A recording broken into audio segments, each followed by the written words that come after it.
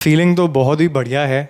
मैं all over the place हूँ, बहुत खुश हूँ, बहुत ही ग्रैटिट्यूड फील करता हूँ ये अपॉर्चुनिटी मिलने के लिए। वजह ये करने का बस यही था कि बड़े पर्दे पर आने मिल रहा है। एक्टिंग को एक नॉच ऊपर ले जाने की कोशिश थी और बासु सर ने यकीन किया और वो हो पाया। सेट पर जाने के बाद उनके साथ कई दिन बिताने के बाद पता चला कि ये बहुत मंडेन है, बहुत रूटीन है, बहुत अच्छे ह्यूमंस हैं। हमने बहुत बातें की। सो it was a lovely experience working with them. Aditya Roy Kapoor और मैं पहली बार मैं उनसे मिला हूँ, उनके साथ काम किया हूँ। तो अपॉर्चुनिटी को ध्यान में रख के मुझे पता था कि मुझे एक लाइन क्रॉस नहीं करनी है कंफर्ट को लेके। लेकिन मैं बहुत जल्द उन्होंने मुझसे बातें की, मेरे लाइफ के बारे में पूछा, तो मैं समझ गया था कि that he has allowed me to enter that space. वो मेरा बिगेस्ट अपॉर्चुनिटी था लाइफ का कि मुझे अमेज़ॉन प्राइम के शो में एक चांस मिला। एंड हमारा हाइट डिफरेंस, हमारी केमिस्ट्री सब काम आ गई। And with God's grace we will again connect in the future, hopefully, so that fans can see us together again. Sir सबसे पहले आपसे जानना चाहेंगे कि मेट्रो इन दिनों करके मतलब हाउ वाज द फीलिंग, और मतलब कि क्या रीज़न था आपको मेट्रो इन दिनों करने का? फीलिंग तो बहुत ही बढ़िया है। मैं ऑल ओवर द प्लेस हूँ, बहुत खुश हूँ, बहुत ही ग्रैटिट्यूड फील करता हूँ ये अपॉर्चुनिटी मिलने के लिए। वजह ये करने का बस यही था कि बड़े पर्दे पर आने मिल रहा है।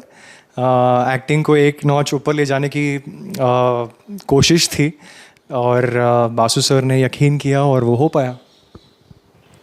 सर सारा अली खान के साथ स्क्रीन शेयर करना, जैसा के साथ स्क्रीन शेयर करना, कौन सा एक्सपीरियंस हुआ? Very nice, they are very sweet humans. शुरू में मैं थोड़ा घबरा रहा था बिकॉज पहली बार आप इतने बड़े दिग्गज एक्टर्स के साथ काम कर रहे हो, तो थोड़ा तो नर्वसनेस होती है। लेकिन सेट पर जाने के बाद उनके साथ कई दिन बिताने के बाद पता चला कि ये बहुत मंडेन है, बहुत रूटीन है, बहुत अच्छे ह्यूमंस हैं। हमने बहुत बातें की। सो it was a lovely experience working with them. Anurag Basu sir के बारे में क्या कहेंगे? अनुराग बासु सर को आप पर्सनली जानो तो बेटर है। आप उनके साथ सेट पर एक बार जाओ, उनका फंक्शनैलिटी देखो। वो जब गुस्सा करते हैं तो एकदम भारी गुस्सा करते हैं, लेकिन जब प्यार करते हैं तो दिल फेंक के प्यार करते हैं। वो कभी कभी कैमरा के पीछे भी आ जाते हैं। He is the DOP of the film, he is directing the entire film. उनके भाई कैमरा संभालते हैं, कभी कभी दादा संभालते हैं। वो मस्त मौला हैं। कभी कभी कोई लड़की का विक पहन के नाचने लग जाएंगे, कभी हमारे साथ जोक्स क्रैक करेंगे, चकना वकना खा लेंगे, मस्ती करेंगे, गाने गाएंगे।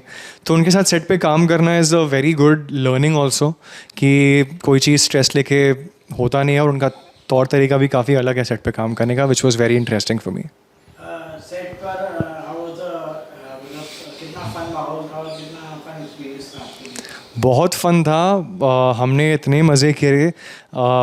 आदित्य रॉय कपूर और मैं पहली बार मैं उनसे मिला हूँ, उनके साथ काम किया हूँ।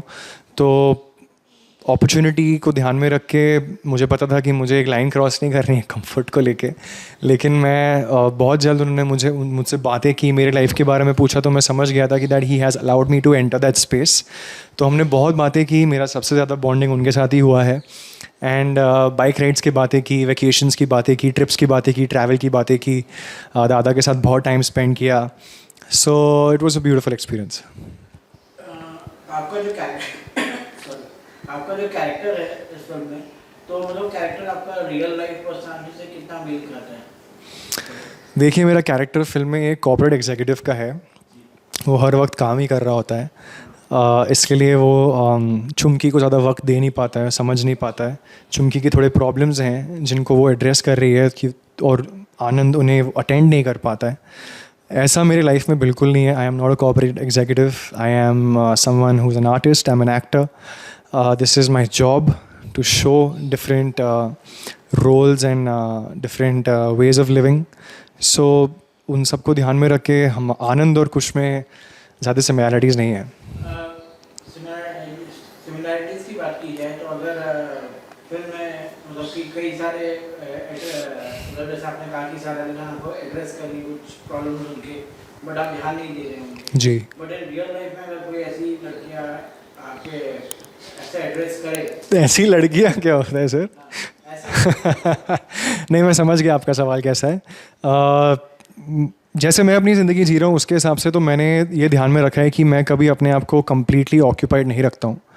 मेरे पास बहुत टाइम होता है चीज़ों को सोच के समझ के करने के लिए।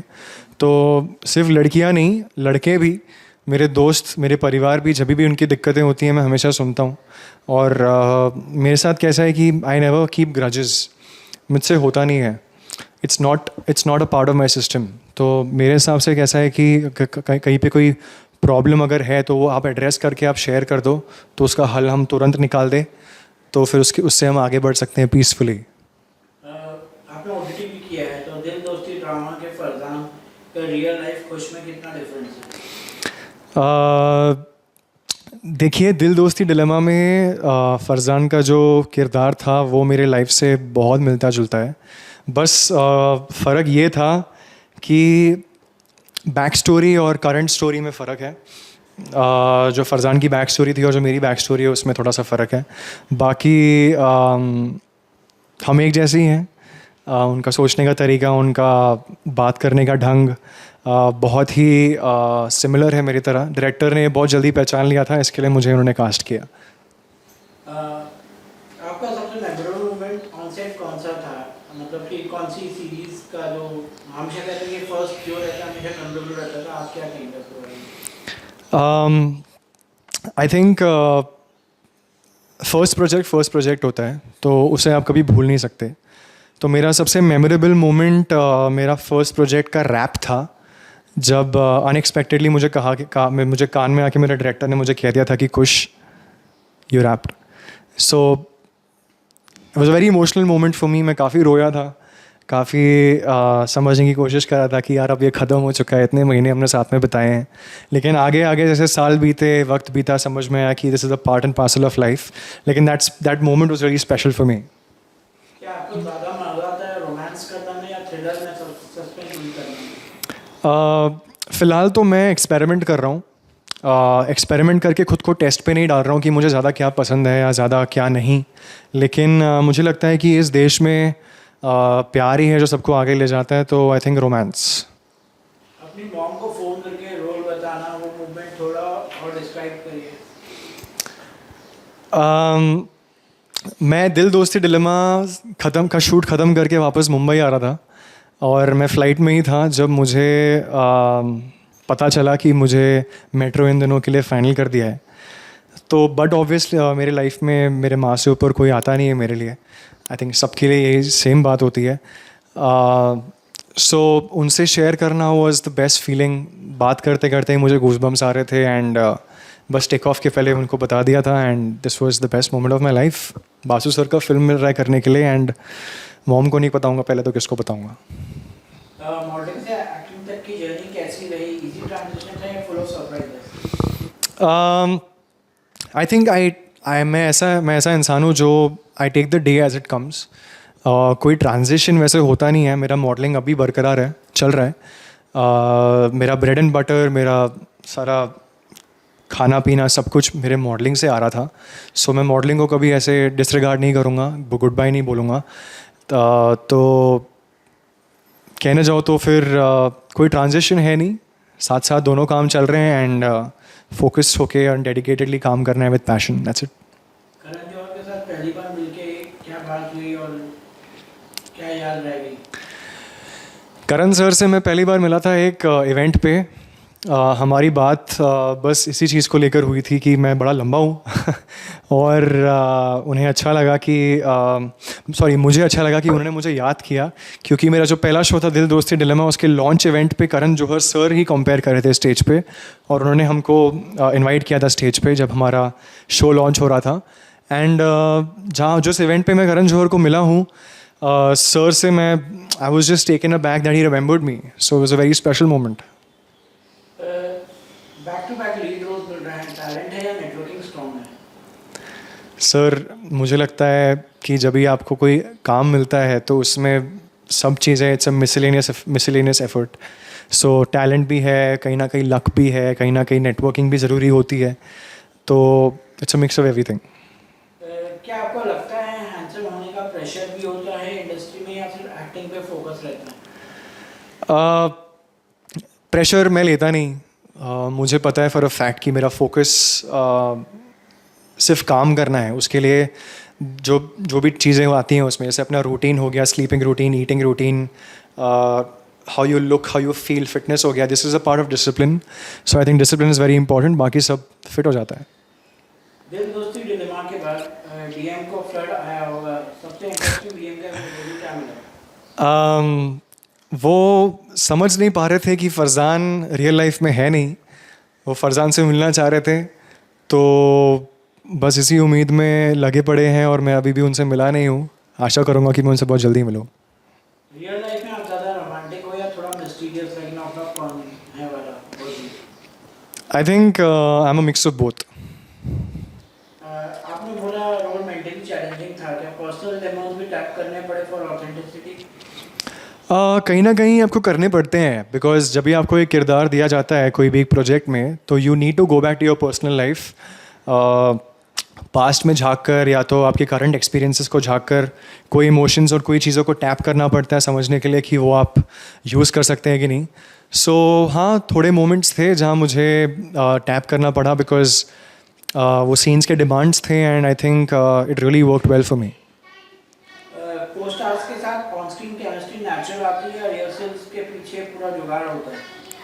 Sir jugaad is the wrong word to use over here. यहाँ पे मेन एफर्ट हमारे रीडिंग टेबल पे होता है, फिर उसके बाद हम वर्कशॉप्स करते हैं, हमारे रिहर्सल्स होते हैं।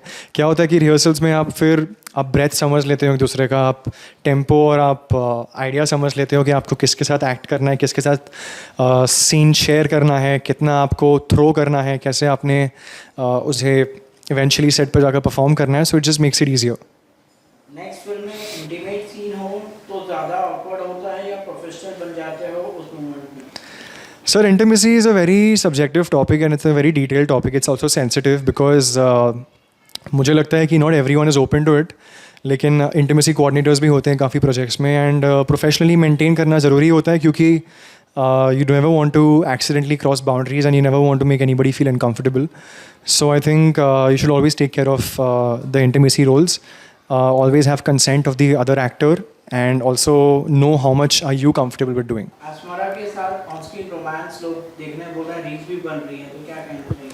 सर, वो मेरा बिगेस्ट अपॉर्चुनिटी था लाइफ का कि मुझे अमेज़ॉन प्राइम के शो में एक चांस मिला, एंड हमारा हाइट डिफरेंस, हमारी केमिस्ट्री सब काम आ गई, and with God's grace we will again connect in the future hopefully, so that fans can see us together again. Lastly क्या फ्यूचर प्रोजेक्ट्स हैं आपके और क्या मैसेज देना चाहेंगे अपने फैंस को? सर, फ्यूचर प्रोजेक्ट्स तो फ़िलहाल बातों में चल रहे हैं। Honestly once they get conceptualized and concrete decisions are taken, मैं आपसे शेयर करूँगा, and till then please stay with me. Thank you.